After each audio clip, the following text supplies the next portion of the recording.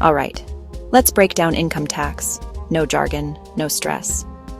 If you've ever looked at your payslip and wondered where your money's going, or you're about to file your taxes for the first time, you're in the right place. I'm going to walk you through how to count your income tax step by step, so you'll never feel lost again. First things first. What exactly is income tax? It's basically a percentage of the money you earn that you pay to the government. This money helps fund things like schools, hospitals, roads. You get the idea. Now let's get into the steps. Step 1. Figure out your total income: salary, bonuses, side hustles, rental income, even some investments. Add it all up. Step 2. Deductions. Here's where things get interesting. The government lets you subtract certain expenses from your total income, so you're not taxed on every single penny. These can include things like retirement contributions, health insurance, education expenses, depending on where you live. Check your country's tax website for a full list.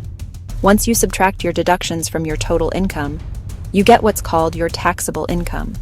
That's the number you'll actually pay tax on. Step 3. Apply the tax rates. Most countries use a system called tax brackets. This means different portions of your income are taxed at different rates. For example, the first chunk of your income might be taxed at 10%, the next chunk at 20%, and so on. It's not your whole income at the highest rate, only the part that falls into each bracket. Let's do a quick example. Say you earn $50,000 a year. After deductions, your taxable income is $40,000. If the first $10,000 is taxed at 10%, that's $1,000. The next $20,000 at 20% is $4,000. The last $10,000 at 30% is $3,000. Add those together and your total tax is $8,000. Simple, right? Step 4. Credits.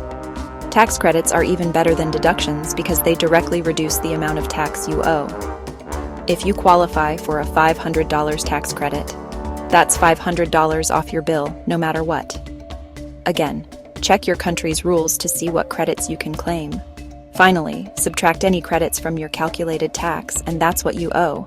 If you've paid more than that through payroll deductions, you'll get a refund. If you paid less, you'll have to make up the difference.